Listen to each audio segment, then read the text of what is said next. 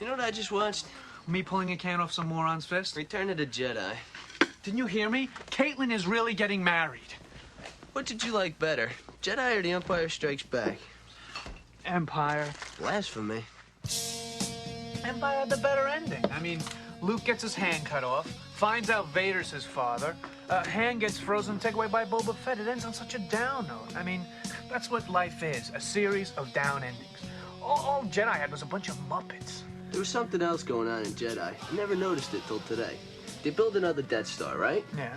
Now, the first one was completed and fully operational before the Rebels destroyed it. Luke blew it up. Give credit where credit's due. And the second one was still being built when they blew it up. Compliments of Lando Calrissian. Something just never sat right with me that second time around. I could never put my finger on it, but something just wasn't right. And you figured it out. The first Death Star was manned by the Imperial Army. The only people on board were stormtroopers, dignitaries, Imperials. Basically. So when they blew it up, no problem. Evil's punished. And the second time around? The second time around, it wasn't even done being built yet. It was still under construction. So? So a construction job of that magnitude would require a hell of a lot more manpower than the Imperial Army had to offer. I'll bet they brought independent contractors in on that thing. Plumbers, aluminum siders, roofers. Not just Imperials. Is that what you're getting at? Exactly. In order to get it built quickly and quietly, they'd hire anybody that can do the job. Think the average stormtrooper knows how to install a toilet main? All they know is killing in white uniforms. All right, so they bring in independent contractors. Why are you so upset at its destruction? All those innocent contractors brought in to do the job were killed. Casualties of a war they had nothing to do with. All right, look, you're a roofer. Some juicy government contract comes your way. You got a wife and kids, the two-story in suburbia. This is a government contract, which means all sorts of benefits. Along come these left-wing militants and blast everything within a 3-mile radius with their lasers. You didn't ask for that. You have no personal politics. You're just trying to scrape out a living.